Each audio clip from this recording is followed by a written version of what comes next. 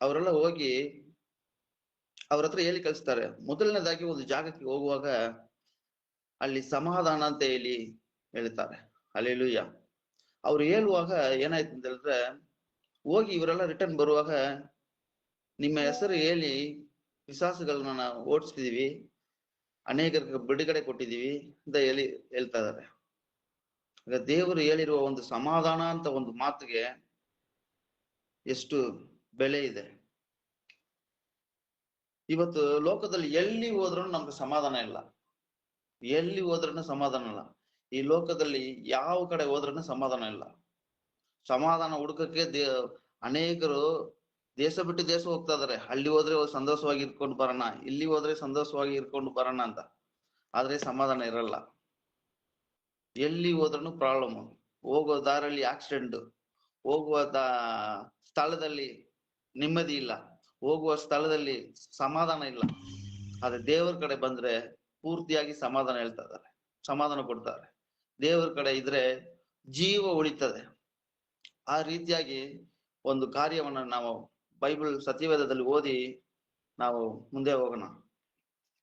1 ಸಾಮುವೇಲ್ 18ನೇ ಅಧಿಕಾರ 6ರಿಂದ 16 ಓದೋದು ಬೇಡ. ಅದರಲ್ಲಿ ಅಲ್ಲಿ ಒಂದು ಕಾರ್ಯ ನಡೀತದೆ, ನಾವು ಹೇಳ್ತಾ ಇದೀನಿ, ನೀವು ಮನೆಯಲ್ಲಿ ಆಮೇಲೆ ಓದ್ಕೊಳ್ಳಿ. 1 ಸಾಮುವೇಲ್ 18ನೇ ಅಧಿಕಾರ 6ನ ವಚನ 6ರಿಂದ 16. ಅಲ್ಲಿ ದಾವೀದು ಬೆಲಿಸ್ತಿಯನ್ನ ಕೊಂದಾಕ್ಬಿಟ್ಟು ತಿರುಗಿ ಬರುವಾಗ ಜನರು ಎಲ್ಲರೂ ಹೇಳ್ತಾ ಇದಾರೆ, ದಾವೀದು ಕೊಂದಿದ್ದು 16, ಸೌಲು ಕೊಂದಿದ್ದು 1000. ನಾವು ಯಾವತ್ತು ನಮ್ಗಿಂತ ಮುಂದೆ ಒಬ್ರು ಚೆನ್ನಾಗಿ ಕ್ರಿಸ್ತನಲ್ಲಿ ಆಡಿದ್ರೆ ಹೊಟ್ಟೆ ಕಿಚ್ಚಿ ಬರುತ್ತೆ, ಚೆನ್ನಾಗಿ ಮೇಲೆ ಬಂದ್ರೆ ಹೊಟ್ಟೆ ಕಿಚ್ಚಿ ಬರುತ್ತೆ. ಆ ಕಾಲದಲ್ಲೂ ಆ ತರ ಇದ್ದಿದೆ. ದಾವೀದು ಬೆಲಿಸ್ತಿಯನ್ನ ಕೊಂದಾಕ್ಬಿಟ್ಟು ಬರುವಾಗ ಅಲ್ಲಿರೋ ಜನರೆಲ್ಲ ದಾವೀದು ಕೊಂದಾಕಿರೋದು 16,000, ಸೌಲು ಕೊಂದಾಕಿರೋದು 1000 ಅಂತ ಹೇಳುವಾಗ ಸೌಲನಿಗೆ ಹೊಟ್ಟೆ ಕಿಚ್ಚಿ ಬರುತ್ತೆ. ಅಲ್ಲಿ 10ನೇ ವಚನದಲ್ಲಿ 10ನೇ ವಚನದಲ್ಲಿ ಆ ರೀತಿ ಬಂದ ತಕ್ಷಣ ಅಲ್ಲಿ 10ನೇ ವಚನ ಓದಿ ಸಿಸ್ಟರ್. ಮರುದಿನ ದೇವರಿಂದ ಕಳುಹಿಸಲ್ಪಟ್ಟ ದುರಾತ್ಮವು ಸೌಲನ ಮೇಲೆ ಬಂದಿದ್ದರಿಂದ ಅವನು ಕುಸಿಗೆದ್ದು ಮನೆ ಒಳಗೆ ಹೋಗುತ್ತಿದ್ದನು. ಅವನ ಕೈಯಲ್ಲಿ ಒಂದು ಬೆಂಕಿ ಇತ್ತು. ದಾವೀದನ ಕ್ರಮದ ಪ್ರಕಾರ ಕಿನ್ನಾರಿಯನ್ನು ಬಾರಿಸುತ್ತಾ ಇದ್ದನು. ಅದೇ ವಾಕ್ಯವನ್ನ ಫಸ್ಟ್ ವಾಕ್ಯವನ್ನ ಓದಿ ಸಿಸ್ಟರ್. ದಾವೀದನು ಫಿಲಿಷ್ಟಿಯನ್ನು ಸಂಹರಿಸಿ ಸರ್ವ ಜನರೊಡನೆ ಹಿಂದಿರುಗಿ ಬರುವಾಗ ಇಸ್ರಾಯೇಲ್ ಪಟ್ಟಣದಿಂದ ಸ್ತ್ರೀಯರು ಹೊರಗೆ ಬಂದು ದಮ್ಮಡಿ ತಾಳಗಳನ್ನು ಇಟ್ಟು ಸಂತೋಷದ ಹಾಡನ್ನು ಅರಸನಾದ ಸೌಲನ್ನು ನೇರಗೊಂಡು ಅವರ ಪರಸ್ಪರವಾಗಿ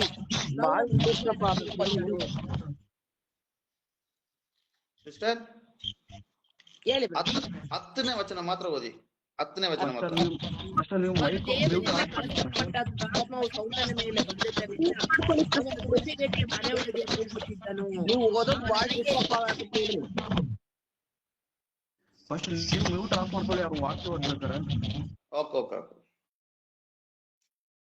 ಅವನ ದೇವರಿಂದ ಕಳಿಸಲ್ಪಟ್ಟ ದುರಾತ್ಮವು ಸೌಲನ ಮೇಲೆ ಬಂದಿದ್ದರಿಂದ ಅವನ ಬುದ್ಧಿಗೆಟ್ಟು ಮನೆ ಒಳಗೆ ಹೋಗುತ್ತಿದ್ದನು. ಸಾಕು ಸಿಸ್ಟರ್, ಸಾಕು ಸಿಸ್ಟರ್. ಹಲ್ಲೆಲೂಯಾ. ಒಂದು ಹೊಟ್ಟೆ ಕಿಚ್ಚಿ ಬಂದ ತಕ್ಷಣನೇ ದೇವರಲ್ಲಿ ಬಿಡಪಟ್ಟ ಪೊಳ್ಳಾದ ಆವಿ, ದೇವರ ಆತ್ಮ ಅವನಿಂದ ಹೋಗ್ಬಿಟ್ಟು ಅವನ್ನ ಕಾಪಾಡಿ ಇರುವ ಒಂದು ಆತ್ಮ ಅವನಿಂದ ಬಿಟ್ಟು ಹೋಗಿ ದುರಾತ್ಮ ಅವನ ಒಳಗಡೆ ಬಂತು. ಹಲ್ಲೆಲೂಯಾ. ಬಂದ ತಕ್ಷಣ ದಾವೀದನ ಮೇಲೆ ದಾವೀದನ ಗೊಂದಾಕಬೇಕು ಅಂತ ಹೇಳಿ ಅವನ ಮನಸ್ಸು ಒಳಗಡೆ ಬಂದ್ಬಿಟ್ಟಿದೆ. ಸೌಲ್ ಯಾರು, ದಾವೀದ್ ಯಾರು, ಇಂದಿನ ವಿಚಾರಣವನ್ನ ಅವನು ನೋಡಿಲ್ಲ. ಇವಾಗ ಯಾವ ಸ್ಥಳದಲ್ಲಿ ನಾವು ಇದೀವಿ ಅಂತ ಸೌಲ್ ನೋಡಿಲ್ಲ. ಅದೇ ಅಧಿಕಾರದಲ್ಲಿ ಅವನ್ ಏನ್ ಹೇಳ್ತಾನೆ, ದಾವೀದ್ಗೆ ಯಾವತ್ತೂ ಒಂದು ಮ್ಯೂಸಿಕ್ ಇನ್ಸ್ಟ್ರೂಮೆಂಟ್ ವಾಸಿಸುವ ಒಂದು ಈ ಗ್ರೇಡ್ ಇದೆ. ಅವನು ವಾಸಿಸುವಾಗ ಸೌಲ್ ನೋಡಿ ಅವನ್ನ ಕೊಂದಾಕ್ಬೇಕಂತ ಈಟಿನ ಅವನ ಮೇಲೆ 2 ಸಲ ಹಾಕಿದಾನೆ. 2 ಸಲ ಹಾಕುವಾಗನು ದಾವೀದ್ ಮೇಲೆ ಆ ಈಟಿ ಹೋಗಿ ಚುಚ್ಚಲಿಲ್ಲ. ಅವಾಗ ತಿಳ್ಕೊಳ್ತಾನೆ ಸೌಲು, ದೇವರ ಕೃಪೆ ದಾವೀದನ ಮೇಲೆ ಇದೆ ಅಂತ. ಈಗ ಸೌಲು ಯಾಕೆ ಆತರ ಯೋಚನೆ ಮಾಡ್ಬೇಕು? ದಾವೀದ್ ಯಾಕೆ ಆತರ ಯೋಚನೆ ಮಾಡ್ಬೇಕು? 16,000 ಜನನ ಕೊಂದಾಕಿದವನಿಗೆ ಸೌಲನ ಕೊಳ್ಳೋದಕ್ಕೆ ತುಂಬಾ ಟೈಮ್ ಹಿಡಿಯಲ್ಲ. ಇವನು ರಾಜ ಸೌಲು ಎನ್ಸಿದ್ರೆ ಅವನ್ನ ನೇರಾಗಿ ಕರೆತಂದು ತಲೆಯನ್ನ ಕತ್ತರಿಸಾಕ್ಬಹುದು. ಯಾಕೆ ಇದೆಲ್ಲ ಮಾಡಕ್ಕಾಗಲ್ಲ ಅಂತ ಹೇಳಿದ್ರೆ, ದೇವರ ಪಾದದಲ್ಲಿ ದಾವೀದಿದ್ದಾನೆ. ನಾವು ಈ ಕಾಲದಲ್ಲಿ ಅನೇಕ ಸತಿ ದಾರಿ ತಪ್ಪಿ ಹೋಗ್ತೀವಿ. ಆ ದಾರಿ ತಪ್ಪಿ ಹೋಗುವಾಗ ನಮ್ಮಲ್ಲಿ ಬರುವ ಕೊರತೆಗಳು, ನೋವುಗಳು, ಒಳ್ಳೆ ಜಾಗ ಸಿಕ್ಕಲ್ಲ, ಒಳ್ಳೆ ಸುಖ ಸಿಕ್ಕಲ್ಲ, ಉಪದ್ರವ ಬರುತ್ತೆ. ನಮ್ಮಲ್ಲಿ ಸೈತಾನ್ ಹಿಡಿತಾನೆ, ಸೈತಾನ್ ಕಾರ್ಯಗಳು ನಮ್ಮ ಒಳಗಡೆ ಜಾಸ್ತಿ ನಡೀತದೆ. ದೇವರು ಪಾದದಲ್ಲಿ ಇದ್ರೆ ಇದು ಯಾವತ್ತೂ ನಮ್ಮನ್ನ ಮುಟ್ಟಲ್ಲ. ಅಧಿಕಾರ ಇತ್ತು, ಸೌಲ ಜೊತೆ ಅಧಿಕಾರ ಇತ್ತು. ಅವನು ನೆನ್ಸಿದ್ರೆ ದಾವೀದನ ಕರ್ಕೊಂಡ್ಬಂದು ಇಲ್ಲಿ ಕಟ್ ಮಾಡಿಸಿ ಅಂತ ಹೇಳಿದ್ರೆ ಯಾರು ಕಟ್ ಮಾಡಿಸ್ತಾರೆ? ಆದ್ರೆ ಕಟ್ ಮಾಡ್ಲಿಕ್ಕೆ ದೇವರು ಬಿಡ್ತಾ ಇಲ್ಲ. ದೇವರ ಪಾದದಲ್ಲಿ ದಾವೀದಿದ್ದಾನೆ. ಹಲ್ಲೆಲೂಯಾ. ಯಾಕಂದ್ರೆ ದಾವೀದ್ ಕುರಿ ಮೇಯಿಸುವವರು ಏನ್ ಹೇಳ್ತಾರೆ, ಆಲ್ಮೋಸ್ಟ್ ನಮ್ಮ ಊರೆಲ್ಲ ಕುರಿ ಮೇಯಿಸುವವರು ತುಂಬಾ ಆಡಾಡ್ತಾರೆ.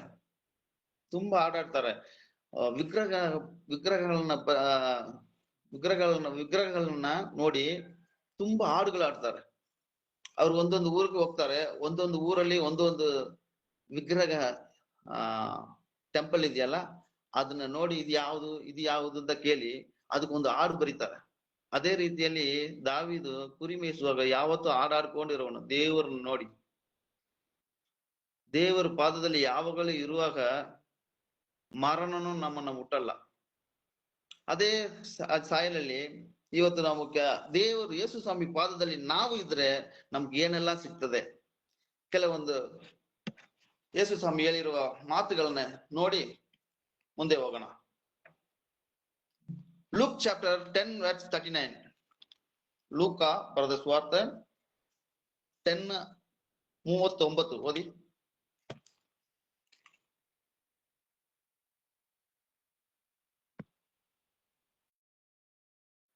ಸಿಸ್ಟರ್ ಕೇಳ್ತದ? ಕೇಳಿಸ್ತಾ ಇದೆ ಬ್ರದರ್. ಬಾಯಿಲಿ ನೊರೆ ಬರುವಷ್ಟು ಅವನನ್ನು ಒದ್ದಾಡಿಸುತ್ತದೆ ಮತ್ತು ಬಹು ಕಷ್ಟ ಕೊಟ್ಟು ಜಿದ್ದಿದ ಹೊರತು ಬಿಡುವುದಿಲ್ಲ. ಅದನ್ನು ಬಿಡಿಸಬೇಕೆಂದು ನೀನು ಶಿಷ್ಟರನ್ನು ಬೇಡಿಕೊಂಡನು, ಆದರೆ ಅವರಿಂದ ಆಗದೆ ಹೋಯಿತು ಎಂದು ಕೂಗಿ ಹೇಳಿದನು. ಓದ್ಬೇಕಾ ಬ್ರದರ್? ಸಿಸ್ಟರ್ ಲೂಕ 10:39. ಅದಕ್ಕೆ ಆಕೆಯು ಮರಿಯಳಿಂದ ಒಬ್ಬ ತಂಗಿ ಇದ್ದಳು. ಈಕೆ ಈ ಸ್ವಾಮಿ ಪಾದಗಳ ಬಳಿಯಲ್ಲಿ ಕುತ್ತುಕೊಂಡು ಆತನ ವಾಕ್ಯವನ್ನು ಕೇಳುತ್ತಿದ್ದಳು. ಆದರೆ ಮಾರ್ತಳು ಬಹಳ ಸೇವೆ ವಿಷಯವಾಗಿ ಬೇಸತ್ತು ಆತನ ಬಳಿಗೆ ಬಂದು, ಸ್ವಾಮಿ, ನನ್ನ ತಂಗಿಯ ಸೇವೆಗೆ ನನ್ನೊಬ್ಬಳನ್ನೇ ಬಿಟ್ಟಿದ್ದಾಳೆ, ಇದಕ್ಕೆ ನಿನಗೆ ಚಿಂತೆ ಇಲ್ಲವೋ? ನನಗೆ ನೆರವಾಗಬೇಕೆಂದು ಆಕೆಗೆ ಹೇಳು ಅಂದಳು. ಸ್ವಾಮಿ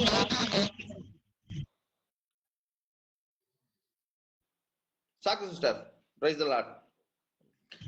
ದೇವರ ಪಾದದಲ್ಲಿ ಕೂತಿದ್ರೆ ಒಳ್ಳೆ ಜಾಗ ಸಿಗ್ತದೆ. ಇಲ್ಲಿ ನಾವು ನೋಡ್ತಾ ಇದೀವಿ, ಮಾರ್ತಾಳು ಹಲವಾರು ಕೆಲಸಗಳನ್ನ ಮಾಡ್ತಾ ಇದಾರೆ, ಮರಿಯಾಳು ದೇವರ ಪಾದದಲ್ಲಿ ಕೂತಿದ್ದಾರೆ. ಅವ್ರು ಕೇಳ್ತಾ ಇದಾರೆ, ನೀವು ಬಂದಿದ್ದೀರಾ, ನಾವು ಉಪಚರಣೆ ಮಾಡ್ತೀವಿ, ನಿಮ್ನ ಉಪಚರಣೆ ಮಾಡ್ಬೇಕು, ಅವ್ರು ಸ್ವಲ್ಪ ಕೆಲಸ ಮಾಡ್ಬೇಕಂತ ನೀವು ಸ್ವಲ್ಪ ಹೇಳಿ ಅಂತ. ದೇವ್ರ ಏನ್ ಹೇಳ್ತಾರೆ?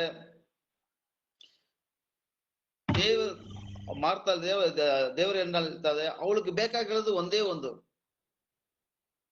ನನ್ನಲ್ಲಿ ಒಂದು ಜಾಗ, ಅದು ಒಳ್ಳೆ ಜಾಗವನ್ನ ಅವಳು ಹುಡುಕ್ತಾ ಇದ್ದಾಳೆ. ಇವತ್ತು ನಾವು ನಮ್ಮ ಫ್ಯಾಮಿಲಿಯಲ್ಲಿ ನಮ್ಮ ರಿಲೇಷನ್ ನಲ್ಲಿ ಒಂದು ಫಂಕ್ಷನ್ ಇರುವಾಗ ಎಷ್ಟು ಕೊರತೆಗಳು ಹೇಳ್ತೀವಿ ಬೇರೆಯವ್ರ ಬಗ್ಗೆ. ಉದಾಹರಣವಾಗಿ ಹೇಳ್ಬೇಕಂದ್ರೆ, ಒಂದು ಮನೆಯಲ್ಲಿ ಒಂದು ಕಲ್ಯಾಣ ಫಂಕ್ಷನ್ ನಡೀತದೆ, ಒಂದು ಬರ್ತ್ಡೇ ಪಾರ್ಟಿ ನಡೀತದೆ. ಬರ್ತ್ಡೇ ಪಾರ್ಟಿಗೆ ಎಲ್ಲರೂ ರಿಲೇಷನ್ ಎಲ್ಲರೂ ಬರ್ತಾರೆ. ಎಲ್ಲರೂ ಬಂದ ತಕ್ಷಣ ಏನ್ ಹೇಳ್ತಾರೆ? ಅದು ರಿಲೇಷನ್ ತುಂಬಾ ರಿಲೇಷನ್ ಇರುವವರು ಏನ್ ಹೇಳ್ತಾರೆ? ಊರಿಂದ ಬಂದ ಮೇಲೆ ಅಲ್ಲಿ ಇಲ್ಲಿ ಸ್ವಲ್ಪ ಅವ್ರ ಹತ್ರ ಮಾತಾಡ್ತಾ ಇದ್ದಾರೆ.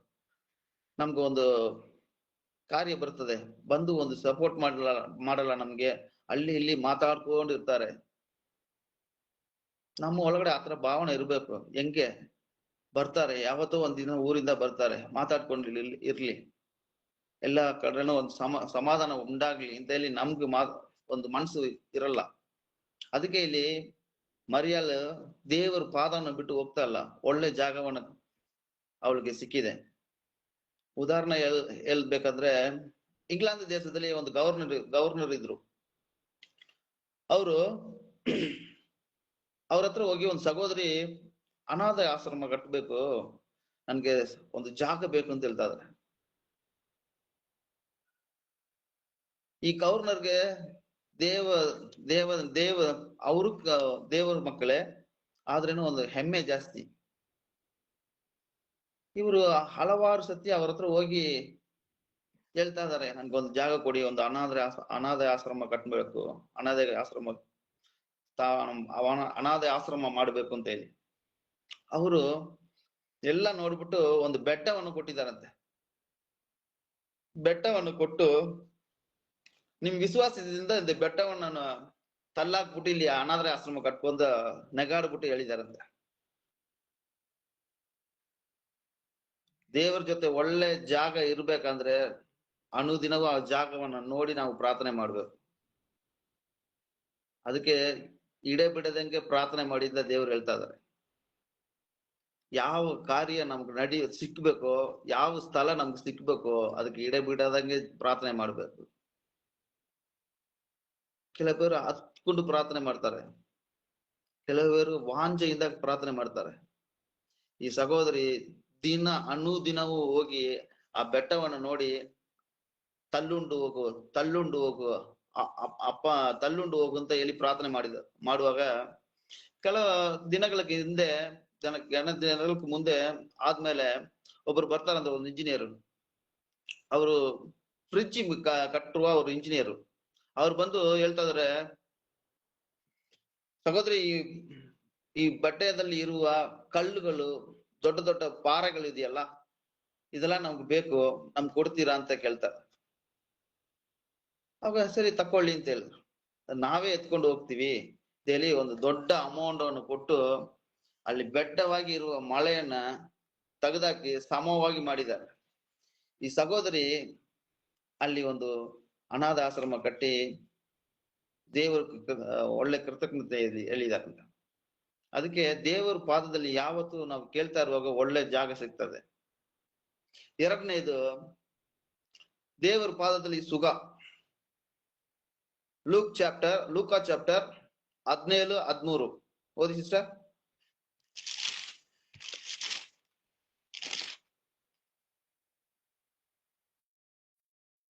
ಅದೇ ಸಿಸ್ಟರ್. ತರುವಾಯ 70 ದಿವಸ ಸಂತೋಷಗಳಾಗಿ ಬ್ರದರ್. ಲೂಕಾ 17:13.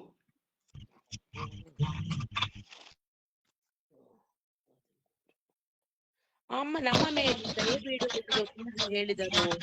ಆತನು ಅವರನ್ನು ನೋಡಿ ಬ್ರದರ್ ನಮ್ಮ ಮೇಲೆ ದಯವಿಡು ಎಂದು ಕೂಗಿ ಹೇಳಿದರು. ಆತನು ಅವರನ್ನು ನೋಡಿ, ನೀವು ಹೋಗಿ ಯಾಜಕರಿಗೆ ಮೈ ತೋರಿಸಿಕೊಳ್ಳಿರಿ ಎಂದು ಹೇಳಿದನು. ಸಾಕ ಬ್ರದರ್? ಸಾಕು ಸರ್. ಇಲ್ಲಿ ಸುಖ ಸಿಗ್ತದೆ. ದೇವರು ಒಂದು ಗ್ರಾಮದಲ್ಲಿ ಪ್ರಯಾಣ ಮಾಡುವಾಗ, ಯೇಸು ಸ್ವಾಮಿ ಒಂದು ವಿಲೇಜ್ ನಲ್ಲಿ ಪ್ರಯಾಣ ಮಾಡುವಾಗ ಅಲ್ಲಿ 10 ಜನ ಕುಷ್ಠರೋಗಿನ ನೋಡ್ತಾರೆ. ಆ 10 ಜನನ ಅವ್ರು ನೋಡಿದ ತಕ್ಷಣ, ಅಯ್ಯರೇ ಎಂಗಳಿಗೆ ನನ್ಗೆ ನನ್ನ ಬಳಿ ಬನ್ನಿರಿ ಶಬ್ದವಾಗಿ ಹೇಳ್ತಾ ಇದಾರೆ. ನಮ್ಮಲ್ಲಿ ಇರುವಾಗ ಇನ್ನು ಯಾರು ಕುಷ್ಠರೋಗ ಅಂತ ಹೇಳಿದ್ರೆ ಆಲ್ಮೋಸ್ಟ್ ಯಾರು ನೋಡಿರಲ್ಲ. ಈಗೆಲ್ಲ ಆ ತರ ಇಲ್ಲ. ದೇವರು ಆಲ್ಮೋಸ್ಟ್ ಅದನ್ನೆಲ್ಲ ವಾಸಿ ಮಾಡಿ ಆಗಿದ್ದಾರೆ. ಇಂದು ಕೆಲವೊಂದು ಜನ ಇದ್ದಾರೆ, ಇದೆಲ್ಲ ನೋಡ್ಬೇಕು. ಅವಾಗನೇ ನಮ್ಮ ಒಳಗಡೆ ದೇವರ ಸಮಾಧಾನ ಬರೋದು. ಕಿತ್ವಾಯಿ ಹಾಸ್ಪಿಟಲ್ ಹೋಗಿ ಸಮಯ ಇದ್ರೆ ಕುಷ್ಠರೋಗಿಗಳಲ್ಲಿ ನೋಡಿ, ನೆಟ್ಟಲ್ಲಿ ಹೊಡಿರಿ. ಈ ಸಿಟಿನಲ್ಲಿ ಇಲ್ಲಿ ಈ ಹೈಟೆಕ್ ಸಿಟಿನಲ್ಲಿ ಕುಷ್ಠರೋಗಿ ಇರುವ ಗ್ರಾಮಗಳು ಇದೆ. ಹೊಡೆದು ನೋಡಿ ಎಲ್ಲಿ ಎಲ್ಲ ಕುಷ್ಠರೋಗಗಳು ಜಾಸ್ತಿ ಇದೆ ಅಂತ ಗೊತ್ತಾಗ್ತದೆ. ಒಂದ್ಸಲಿ ಹೋಗಿ ನೋಡಿ. ಅವಾಗ ನಾವು ಅವ್ರನ್ನ ಸುಖಪಡಿಸ್ಬೇಕು ಅಂತ ನಮ್ಮ ಒಳಗಡೆ ಒಂದು ಭಾರ ಬರುತ್ತದೆ. ಯೇಸು ಸ್ವಾಮಿ ಅದಕ್ಕೆ ಅವ್ರ ಮುಂದೆ ಒಂದು ವಿಲೇಜ್ಗೆ ಹೋಗುವಾಗ ಆಚೆ ಅವ್ರ ಮುಂದೆ ಬರುವವರು ನಮ್ಗ ಸುಖ ಮಾಡ್ರಿ ನಮ್ಮನ್ನ ಅಂತ ಹೇಳ್ತಾರೆ. ಸುಖ ಮಾಡಿದ ತಕ್ಷಣ ಎಲ್ಲಾರು ಹೋಗ್ಬಿಟ್ರು. ಎಲ್ಲಾರು ಹೋಗ್ಬಿಟ್ರು. ಒಬ್ಬ ಮಾತ್ರ ತಿರುಗಿ ಬಂದು ನಾನ್ ನಿಮ್ ಜೊತೆಲೇ ಇರ್ತೀನಿ, ನಿಮಗ ವಂದನೆ ಮಾಡ್ತಾ ಇದ್ದೀನಿ ಅಂತ ಹೇಳ್ತಾನೆ. ನಿಜವಾದ ಸುಖ ಅದಲ್ಲ. ದೇವರು ಕೊಟ್ಟಿರುವ ಸುಖವನ್ನು ಹಂಚಿಕೊಂಡು ನಮ್ಗೆ ಚೆನ್ನಾಗಿ ಆಯ್ತು ಅಂತ ಹಾಯಾಗಿ ಇರೋದಲ್ಲ. ಅನುದಿನವೂ ಅವ್ರಿಗೆ ವಂದನೆಗಳು ಮಾಡ್ತಾ ಇರ್ಬೇಕು. ಅದೇ ನಿಜವಾದ ಸುಖ. ಮೂರನೇದು ಉಪದ್ರವ. ಲೂಕ 8:41 ಓದಿ.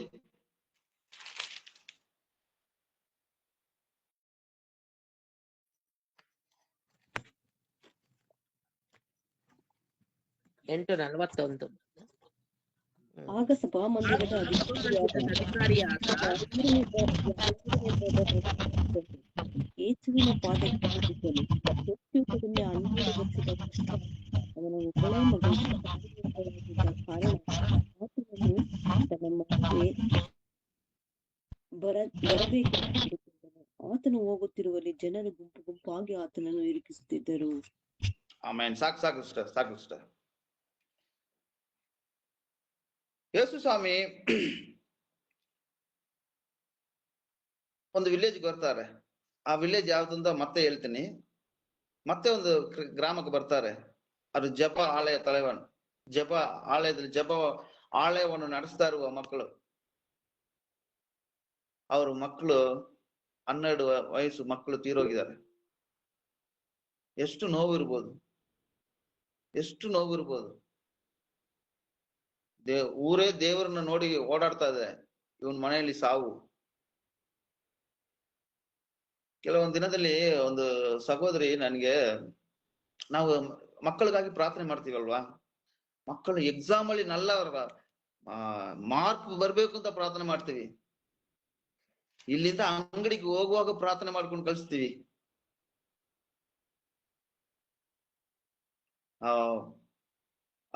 ಯವೀರ್ ಮಗಳು, ಅವನು ಎಷ್ಟು ನೋವು ಬಂದಿರ್ತದೆ ಅವನಿಗೆ. ಒಬ್ಳೇ ಮಗಳು ತೀರೋಗಿದ್ದಾರೆ. ಏನ್ ಮಾಡೋದು ಅಂತ. ಯೇಸು ಸ್ವಾಮಿ ಹೋಗೋ ಒಳಗಡೆ ನಿನ್ ಮಗಳು ತೀರೋಗಿದ್ದಾಳೆ, ಯೇಸು ಸ್ವಾಮಿನ ಡಿಸ್ಟರ್ಬ್ ಮಾಡೋದು ಬೇಡ ಅಂತ ಹೇಳ್ತಾ ಇದಾರೆ. ಇದನ್ನ ಯೇಸು ಸ್ವಾಮಿ ಕೇಳ್ತಾ ಇದಾರೆ. ಯಾಕೆ ಯೇಸು ಸ್ವಾಮಿ ಕೇಳ್ಬೇಕು? ಅಷ್ಟು ಜನದಲ್ಲಿ, ಅಷ್ಟು ಜನ ಸೇರಿರುವ ಜಾಗದಲ್ಲಿ ಯೇಸು ಸ್ವಾಮಿ ನೀ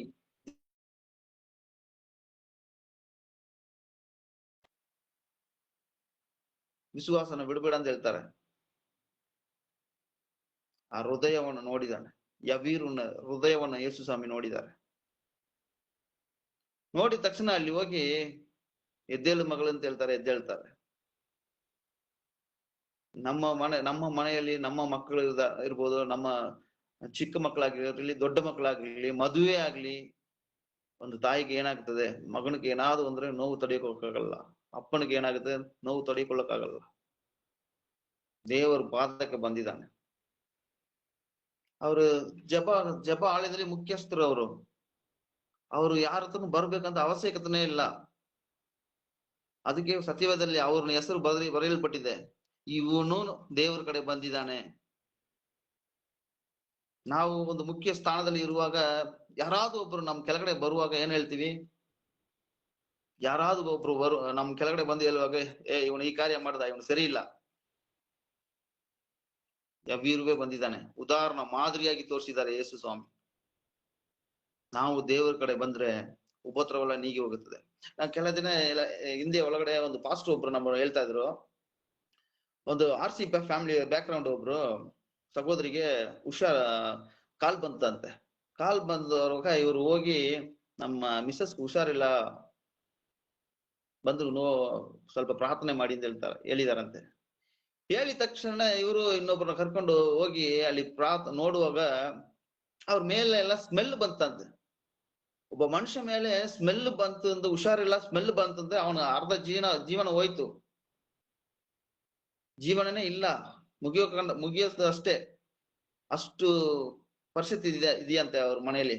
ತಾಯಿ, ಚಿಕ್ಕ ಮಕ್ಕಳು, ಗಂಡ ಎಲ್ಲಿ ಹೋಗಿಲ್ಲ, ಆರ್ಸಿ ಬ್ಯಾಕ್ಗ್ರೌಂಡ್ ದೇವರನ್ನ ಹುಡುಕಿದ್ದಾರೆ.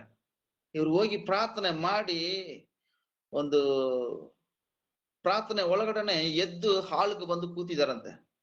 ಹಲ್ಲೆಲೂಯ. ಯಾರು ಉಪದ್ರವ ಇದ್ರೂ ಫಸ್ಟ್ ಯೇಸು ಸ್ವಾಮಿ ಪಾದಕ್ಕೆ ಬಂದ್ರೆ ಉಪದ್ರವ ನೀಗಿ ಸುಖ ಸಿಗ್ತದೆ. ಸೈತಾನ್ ಕಾರ್ಯಗಳು, அடுத்தದಾಗಿ ಸೈತಾನ್ ಕಾರ್ಯಗಳು. ಸೈತಾನ್ ಲೂಕ 8:35 ಓದಿ. ಆಗ ಆತನು ತಿಳಿಸಲು ಜನರು ನಡೆದ ಸಂಗತಿಯನ್ನು ನೋಡುವುದಕ್ಕೆ ಹೊರಟು ಯೇಸುವಿದ್ದಲ್ಲಿಗೆ ಬಂದು, ದೆವ್ವಗಳು ಬಿಟ್ಟು ಹೋಗಿದೆ, ಆ ಮನುಷ್ಯನ ಬಟ್ಟೆಗಳನ್ನು ಹಾಕಿಕೊಂಡು ಸ್ವಸ್ಥ ಬುದ್ಧಿಯಿಂದ ಯೇಸುವಿನ ಪಾದ ಬಳಿ ಕಂಡು ಹೆದರಿದರು. ಸಾಕು ಪ್ರೈಸ್ ದ ಲಾರ್ಡ್. ಯೇಸುವಿನ ಪಾದಕ್ಕೆ ಬಂದ್ರೆ ಪಿಶಾಸು ಬರಲ್ಲ. ಹಲ್ಲೆಲೂಯ. ಪಿಶಾಸು ಬರಲ್ಲ. ಇಲ್ಲಿ ಜನಗಳೆಲ್ಲ ಯೇಸು ಸ್ವಾಮಿನ ನೋಡಿ, ಇವನ್ ಹೆಂಗೆ ಪಿಶಾಸನ ಹೋಗ್ಲಿಕ್ಕೆ ಮಾಡ್ತಾನೆ, ಇವನು ಯಾರು ಅಂತ ಕ್ವಶನ್ ಕೇಳುವಾಗ ಆ ಪಿಶಾಸು ಅವನು ಬಿಟ್ಟು ಹಿಡಿದಿರೋವನು ಒಳ್ಳೆ ಬಟ್ಟೆ ಹಾಕೊಂಡು ಯೇಸು ಸ್ವಾಮಿನ ಪಾದದವರೆಗೆ ಕೂತಿದ್ದಾನೆ. ನಾನ್ ನಿನ್ ಜೊತೆ ಬರ್ತೀನಿ ಅಂತ ಹೇಳುವಾಗ ಯೇಸು ಸ್ವಾಮಿ ಹೇಳ್ತಾರೆ, ಹೋಗಿ ಬೇರೆಯವ್ರಿಗೆ ಹೇಳಿ, ನಿಮ್ ಮನೆಗೆ ಹೋಗಿ ಹೇಳಿ ಅಂತ. ಅದೇ ವಚನದಲ್ಲಿ ನಾವೆಲ್ಲ ಓದ್ಕೊಂಡು ಇರುವಾಗ ಯೇಸು ಸ್ವಾಮಿ ಇವರು ನಂಬಲಿಲ್ಲ. ಸುಖ ಪಿಶಾಸ ಅವನಿಂದ ಕಳ್ಸಿದಾರ, ದೂರ ಹೋಗಿ ಬಿಟ್ಟಿದ್ದಾರೆ ಅಂತ ಹೇಳಿದ್ರೆ ಯಾರು ನಂಬಲಿಲ್ಲ. ಅಲ್ಲಿ ಯೇಸು ಸ್ವಾಮಿ ಒಂದು ಪಿಶಾಸನ ತಳ್ಳಿದಕ್ಕೆ ಅನೇಕರು ಮತ್ತೆ ಬರ್ತಾರೆ. ಅದೇ ಅಧಿಕಾರದಲ್ಲಿ ಓದುವಾಗ ನೀವು ನೋಡ್ಬೋದು, ತಿರುಗಿ ಬರುವಾಗ ಅವ್ರನ್ನ ಏರಾಳ ಜನಗಳನ್ನು ಸುತ್ಕೊಂಡಿದ್ದಾರೆ. ನಾವು ನಮ್ಮ ಜೀವನದಲ್ಲಿ ಒಂದು ಪಿಶಾಸನ ಯಾವತ್ತಾவது ತಳ್ಳಿದೀವ್ಯಾ? ನಾವು ಯೋಚನೆ ಮಾಡ್ಬೇಕು. ಪಿಶಾಸ್ ಅಂದ್ರೆ ಫಸ್ಟ್ ಆಫ್ ಆಲ್ ಏನಂತಾನೆ ನಮ್ಗೆ ಇನ್ನೂ ಸರಿಯಾಗಿ ಅರ್ಥ ಆಗ್ಲಿಲ್ಲ. ಪಿಶಾಸ್ ಅಂದ್ರೆ ಘೋರವಾಗ ಕ್ರಿಯೆ, ಅದು ಮಾತ್ರ ತಿಳ್ಕೊಂಡಿದೀವಿ. ನಮ್ಮಲ್ಲಿ ಇರುವ ದುರಾಂಗಾರನು ಒಂದು ಪಿಶಾಸೆ. ನಮ್ಮಲ್ಲಿ ಇರುವ ಯೇಸು ಸ್ವಾಮಿ ಹೇಳಿದ್ದಾರೆ, 2 ನಿಮ್ಮ ಹತ್ರ ಇದ್ರೆ 1 ಇಲ್ಲದವ್ರಿಗೆ ಕೊಡು.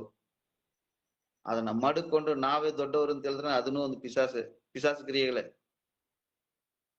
ಇಲ್ಲಾಂದ್ರೆ ನೀವು ಸಾಕ್ಷಿ ಹೇಳಕ್ ಆಗಲ್ಲ. ನಮ್ಮಲ್ಲಿ ಸಾಕ್ಷಿ ಹೇಳಕ್ ಬರಕ್ಕೆ ಆಗಲ್ಲ, ದೇವರೇ ಬಿಡಲ್ಲ. ನೋಡಿದೀವಿ ಅಲ್ವಾ, 1 ಸಾಮುವೇಲ 18ನೇ ಅಧಿಕಾರ 6:16 ಸೌಲು ಹೊಟ್ಟೆ ಕಿಚ್ಚಿ ಪಟ್ಟಿದ್ದಕ್ಕೆ ದೇವರನ್ನ ದುರಾತ್ಮ ಅವನ ಮೇಲೆ ಅವನ ಮೇಲೆ ಬಿಟ್ಟಿದ್ದಾರೆ. ಹಳೆ ಒಡன்பಡಿಕೆ ಪ್ರಕಾರವಾಗಿ ನಾವು ಇದ್ದಿದ್ರೆ ಇಷ್ಟೊತ್ತಿಗೆ ನಮ್ಮಲ್ಲಿ ಅರ್ಧ ಜನ ಇರಲ್ಲ. ದೇವರು ಅಷ್ಟು ಒಳ್ಳೆಯವರು, ಸಮಾಧಾನ ಮಾಡುವವರು. ಅದಕ್ಕೆ ದೇವರು ಎಲ್ಲರಿಗೂ ಸಮಾಧಾನ ಹೇಳ್ತಾ ಇದ್ದಾರೆ.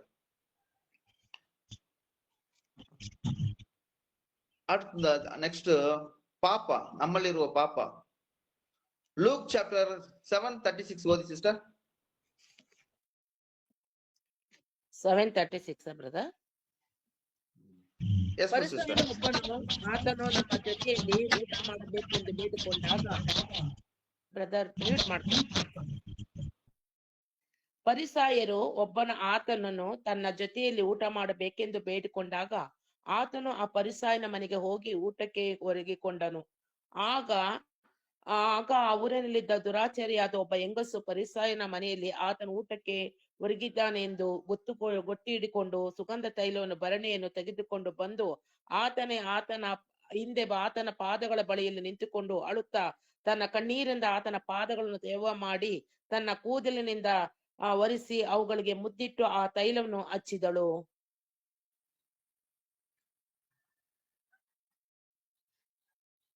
ಮ್ಯೂಟ್ ಆನ್ ಮಾಡಿ ಫಸ್ಟ್, ಮ್ಯೂಟ್ ಆನ್ ಮಾಡಿ. 41 ವಚನ ಓದಿ ಸಿಸ್ಟರ್. 40. ಆಗ ಯೇಸು ಒಬ್ಬ ಸಾಹುಕಾರನಿಗೆ ಇಬ್ಬರು ಸಾಲಗಾರರಿದ್ದರು. ಒಬ್ಬನ 500 ಹಣ ಕೊಡಬೇಕಾಗಿತ್ತು, ಮತ್ತೊಬ್ಬನ 50 ಹಣ ಕೊಡಬೇಕಾಗಿತ್ತು. ತೀರಿಸುವುದಕ್ಕೆ ಅವರಿಗೆ ಗತಿ ಇಲ್ಲದಿದ್ದರಿಂದ ಆ ಇಬ್ಬರಿಗೂ ಸಾಲವನ್ನು ಬಿಟ್ಟನು. ಹಾಗಾದರೆ ಅವರಲ್ಲಿ ಯಾವನು ಸಾಹುಕಾರನು ಹೆಚ್ಚಾಗಿ ಪ್ರೀತಿಸುವನು ಎಂದು ಕೇಳಿದ್ದಕ್ಕೆ ಸೀಮೋನನು, ಯಾವನಿಗೆ ಹೆಚ್ಚಾಗಿ ಬಿಟ್ಟನೋ ಅವನನ್ನೇ ಭಾವಿಸುತ್ತಾನೆ ಅಂದನು. ಆಮೇನ್. ಸ್ತೋತ್ರ ಸ್ತೋತ್ರ. ಯೇಸುವಿನ ಪಾದದಲ್ಲಿ ಇಲ್ಲಿ ಒಂದು ಕಾರ್ಯ, ಈಗ ನೀವು ಓದುವಾಗಲೇ ನಿಮ್ಗೆ ಗೊತ್ತಾಗಿರ್ತದೆ.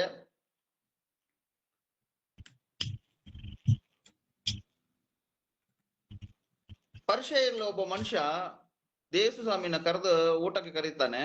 ಕರೆದ ಮೇಲೆ ಅಲ್ಲಿ ಊರಿಗೆ ಗೊತ್ತಾಗ್ತದೆ ಇವಳು ವೇಶ್ಯಿತನ ಮಾಡ್ಕೊಳ್ಳು ಅಂತ. ಅವಳು ಬಂದು ಯೇಸುವಿನ ಪಾದಕ್ಕೆ ನಿಂತ ತಕ್ಷಣ ಕಣ್ಣೀರ್ ಬಿಡ್ತಾಳೆ.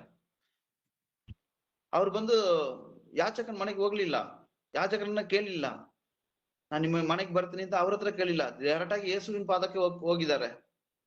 ಈಗ ಎಷ್ಟೋ ಸತಿ ದೇವರು ನಮ್ಗೆ ಅಧಿಕಾರ ಕೊಟ್ಟಿದ್ದಾರೆ, ನನ್ನ ವಿಶ್ವಾಸ ಮಾಡುವವನು ನನ್ಕಿಂತ ಹೆಚ್ಚಾಗಿ ಕ್ರಿಯೆಗಳು ಮಾಡ್ತಾನೆ ಅಂತ. ಅನೇಕ ವಿಶ್ವಾಸಿಗಳು, ಅನೇಕ ಪಾಸ್ಟರ್ಸ್ಗಳು, ಅನೇಕ ಪ್ರವಾದಿಗಳು ಇವತ್ತು ನಮ್ಮ ದೇಶದಲ್ಲಿ ಯಾರು ಓನ್ ಆಗಿ ಡಿಸಿಷನ್ ಎತ್ತಲ್ಲ, ದೇವ್ರ ಕಡೆ ಹೋಗಿ ಪಾದದಲ್ಲಿ ಹೋಗಿ ಕೇಳಲ್ಲ. ಒಂದು ರೋಗ ಬಂದ್ರೆ ಕೆಲವೊಂದು ಪಾಸ್ಟರ್ನ ಕರೆದು ಪ್ರೇಯರ್ ಮಾಡ್ತಾರೆ. ಕೆಲವು ರೋಗ ಕೆಲವು ಕಾರ್ಯಗಳು ನಡಿಬೇಕಂದ್ರೆ ಆ ಪಾಸ್ಟರ್ ಹತ್ರ ಹೋಗೋದು ಚೆನ್ನಾಗಿ ನಡೀತದೆ ಅಂತ ಹೇಳ್ತಾರೆ. ದೇವರು ಯೇಸು ಸ್ವಾಮಿ ಅದನ್ನ ಹೇಳಿಕೊಟ್ಟಿಲ್ಲ. ನನ್ಗ್ ಬಂದಿರುವ ಅರ್ಪುದವನ್ನ ನೀನು ಹೋಗಿ ಹೇಳು ಅಂತ ಹೇಳ್ತಾ ಇದಾರೆ. ಪಿಸಾಸು ಹಿಡ್ದವನ್ನ ಅವನ್ನ ಬಿಟ್ಟು ಹೋಗಿ ನೀನು ಹೋಗಿ ಹೇಳು ಅಂತ ಹೇಳ್ತಾರೆ. ನಾವು ಆ ರೀತಿಯಾಗಿ ಇರ್ಬೇಕು. ಆ ವೇಸಿನ ಅವರು ಒಳ್ಳೆ ಸ್ಪಷ್ಟವಾಗಿ ಹೇಳಿದಾರಲ್ಲ, ಒಬ್ಬ ಸಾಲಕಾರನಿಗೆ ಒಬ್ಬ 500 ರೂಪಾಯಿ ಕೊಡ್ಬೇಕು, ಒಬ್ಬ 50 ರೂಪಾಯಿ ಕೊಡ್ಬೇಕು. ನೀ ಇಬ್ರು ಶ್ರಮಿಸ್ತೀಯ, ಅದ್ರಲ್ಲಿ ಸಂತೋಷ ಪಡುವವನು ಯಾರು? ತುಂಬಾ ಸಂತೋಷ ಪಡುವವನು ಯಾರು? 500 ರೂಪಾಯಿ ಕೊಟ್ಟವನು. ಅದೇ ಅದೇ ಪಾಪ ಎಷ್ಟು ಇದ್ರನು ದೇವರು ಅಷ್ಟು ಸಮಾಧಾನ ಕೊಡುವವರು ನಮಗೆ. ನಾವು ಅದನ್ನ ಹೊಂದ್ಕೊಳ್ಕೋಬೇಕು, ಯೇಸುವಿನ ಪಾದಕ್ಕೆ ಹೋಗ್ಬೇಕು. ಯಾವತ್ತು ಈಗ ಒಂದು ನಮ್ಮ ಮನೆಯಲ್ಲಿ ಯಾರಾದ್ರೂ ಒಬ್ರು ಪಾಪ ಮಾಡಿದ್ರೆ ಅವ್ರನ್ನ ಕ್ಷಮಿಸ್ತೀವಿ, ಚೆನ್ನಾಗಿ ಕ್ಷಮಿಸ್ತೀವಿ. ಆದ್ರೆ ಒಂದಿನ ಅದನ್ನ ಹೇಳಿ ತೋರಿಸ್ತೀವಿ. ಯೇಸು ಸ್ವಾಮಿ ಹಂಗೆಲ್ಲ ಲೈಫ್ ಲಾಂಗ್ ಸಮಾಧಾನ ಕೊಡ್ತಾರೆ. ಹಲ್ಲೆಲೂಯಾ. ಅದಕ್ಕೆ ಮಾದರಿಯನ್ನು ತೋರಿಸಿಕೊಟ್ಟಿದ್ದಾರೆ. ಇದನ್ನ ನೋಡುವಾಗ ಮುಗಿಯಕ್ಕೆ ಬಂತು, ಇನ್ನು ಸುಮಾರು ಇದೆ. ಯೇಸು ಸ್ವಾಮಿ ಕೃಪೆಯಿಂದ ಇದೆಲ್ಲ ನೋಡುವಾಗ ದೇವರ ಪಾದದಲ್ಲಿ ನಮ್ಗೆ ಒಳ್ಳೆ ಜಾಗ, ಒಳ್ಳೆ ಸುಖ. ನಮ್ಮಕ್ಕ ಒಬ್ಬತ್ರವೂ ಬರಲ್ಲ, ನಮ್ ಪಿಸಾಸು ನಮ್ಮ ಹತ್ರ ಬರಲ್ಲ, ಪಾಪ ನಮ್ಮ ಬಿಟ್ಟು ಹೋಗುತ್ತದೆ. ಅದಕ್ಕೆ ಯೋವಾನ್ ಬರೆದ ಸುವಾರ್ತೆಯಲ್ಲಿ 1:11 ದೇವರು ಒಂದು ವಾಕ್ಯವನ್ನು ಹೇಳಿದ್ದಾರೆ ಸ್ಪಷ್ಟವಾಗಿ. ನಮ್ಮನ್ನ ಅವ್ರು ಹಿಡಿದಿದೆ, ಅದಕ್ಕಾಗಿ ಭೂಮಿಗೆ ಬಂದಿದ್ರು. ಅವ್ರನ್ನ ನಮಗ್ ಯಾರು ಇಡ್ಲಿಲ್ಲ. ಹೆಂಗೆ ಇಡ್ಲಿಲ್ಲ ಅಂದ್ರೆ, ನಾವು ಜ್ಞಾನಸ್ನಾನ ಎತ್ತಿದೀವಿಲ್ಲ ಅಂತ ಹೇಳಿದ್ರೆ ಅವರು ಹಾಗೆ ನಡಿಬೇಕು. ಎಲ್ಲರೂ ಪರಿಶುದ್ಧವಾಗಿ ಇದೀವಿ ಅಂತ ಹೇಳ್ತೀವಿ. ಅವರು ಯೇಸು ಸ್ವಾಮಿ ಪರಿಶುದ್ಧವಾಗಿ ನಾವು ಇರ್ಬೇಕು ಅಂತ ನಾವು ಯಾರು ಯೋಚನೆ ಮಾಡಲ್ಲ. ಯಾವತ್ತಾದ್ರೂ ಒಂದಿನ ದಾರಿ ತಪ್ಪು ಹೋಗ್ತೀವಿ. ಒಬ್ಬ ಕಡೆಸಿನಲ್ಲಿ ಒಂದೇ ಒಂದು ಹೇಳಿ ಮುಗಿಸೋಣ. ಒಬ್ಬ ಪಾಸ್ಟರ್ ಪ್ರೇಯರ್ ಮಾಡ್ತಾ ಇರುವಾಗ ಸ್ಟೇಜ್ ನಲ್ಲಿ ಒಬ್ಬ ಕುರುಡ ಹೆಸರು ಹೇಳಿ ಕರೆಯುವಾಗ ಕುರುಡ ಹಂಗೆ ಸ್ಟೇಜ್ ಮೇಲೆ ಈ ಕಡೆ ಆ ಕಡೆ ಓಡಾಡಿ ಸ್ಟೇಜ್ ಮೇಲೆ ಬಂದ್ಬಿಟ್ರು. ಬಂದ ತಕ್ಷಣ ಅವ್ರು ಹೇಳ್ತಾ ಇದಾರೆ, ನನ್ನ ಹೆಸರನ್ನೇ ನೀವು ಕರೆದ್ರಿ ಅಂತ. ದೇವ್ರು ನನ್ಗೆ ಇನ್ನೂ ಸುಖ ಕೊಟ್ಟಿಲ್ಲ. ಸ್ಟೇಜ್ ಮೇಲೆ ಬಂದ ತಕ್ಷಣ ಅವ್ನ ಕಣ್ ಕಾಣ್ತಾ ಇಲ್ಲ ಇನ್ನು. ಅವ ಪಾಸ್ಟರ್ ಹೇಳ್ತಾರಂದ್ರೆ, ಯೇಸು ಸ್ವಾಮಿಗಳನ್ನ ಬೇಡಿಕೊಂಡೇ ಮನೆಗೆ ಹೋಗು, ಇದುವರೆಗೂ ಯೇಸು ಸ್ವಾಮಿ ಹೆಸರು ಹೇಳಿದ್ಯಾ ಅಂತ ಹೇಳಿಲ್ಲ. ಇನ್ಮೇಲೆ ಯೇಸುವಿನ ಪಾದದಲ್ಲಿ ನನ್ಗೆ ಸುಖ ಉಂಟು ಅಂತ ಹೇಳ್ಕೊಂಡು ಹೋಗ್ತಾ ಅಂತ ಹೇಳುವಾಗ ಆ ಸ್ಟೇಜ್ ಬಿಟ್ಟು ಕೆಳಗೆ ಹೋಗಿ ಆ ಗೂಡಾರ ಬಿಟ್ಟು ಆಚೆ ಹೋಗೋದ್ ಒಳಗಡೆ ಅವ್ನ ಕಣ್ಣು ಬಂತಂತೆ. ಏನ ದೇವರು ಮಾತನ್ನ ಕೇಳುವ ದೇವ್ರ ಮಕ್ಕಳೇ, ಈ ಕಾಲ ವೇಳೆಯಲ್ಲಿ ನಮ್ಗೆ ಎಲ್ಲರಿಗೂ ಸಮಾಧಾನ ಉಂಟಾಗ್ಲಿ. ಸಮಾಧಾನ ಬಂತಂದ್ರೆ ನಮ್ಮ ಒಳಗಡೆ ಇರುವ ದುರಾತ್ಮಗಳು ಎಲ್ಲ ಹೋಗುತ್ತೆ. ಒಳ್ಳೆ ಯೇಸು ಸ್ವಾಮಿ ಕಡೆ ಒಳ್ಳೆ ಜಾಗ ಬರುತ್ತೆ. ಯೇಸು ಸ್ವಾಮಿ ಕಡೆ ಒಳ್ಳೆ ಸುಖ ಸಿಗ್ತದೆ. ಉಪದ್ರವ ನಮ್ಮಿಂದ ದಾಟಿ ಹೋಗುತ್ತೆ. ಎಲ್ಲರ ಕಣ್ಗಳ ಮುಚ್ಚನ, ಎಲ್ಲರ கண்களை முச்சனா. எங்களை நேசிக்கிற நல்ல தகப்பனே, ஸ்தோத்திரம் ஆண்டவரே. நன்றி ராஜா, நன்றியோடு துதிக்கிறோம் ஆண்டவரே. அப்பா, இந்த உலகத்தில் எங்கு போனாலும் ஆண்டவரே பத்திரம் இல்லை ஆண்டவரே. அப்பா, பாதுகாப்பு இல்லையா? உம்முடைய சமூகத்தில் வந்தால் ஆண்டவரே, சத்தியவேதத்தின் பிரகாரமாய் ஆண்டவரே, எங்களுக்காக கொடுக்கப்பட்ட ஜீவ புஸ்தகத்தின் பிரகாரமாய் ஆண்டவரே, நாங்கள் முன்னோக்கி கடந்து போகும் பொழுதும் ஆண்டவரே அப்பா, இந்த வசனங்கள் எங்களை ஆட்கொண்டு வழி நடத்தட்டும். அப்பா, உம்முடைய பாதத்தில் உள்ள ஆசீர்வாதங்கள் எங்களுள் சகலமும் வந்து சேரட்டும் ஐயா. அப்பா, அந்த கேசிஸ் டீமை உங்க கரத்தில் ஒப்பு கொடுக்கிறேன். வந்திருக்கிற பிள்ளைகளை ஒப்பு கொடுக்கிறேன். அப்பா, இந்த வசனங்கள் முகாந்திரம் அநேகரை பேசும்படியாய் ஆண்டவரே, அந்த பாணியில் நடக்கும்படியாய் என் தேவன் அனுகிரகம் செய்வீராக. இயேசுவின் நாமத்தில் ஜெபிக்கிறோம் பிதாவே. ஆமென், ஆமென்.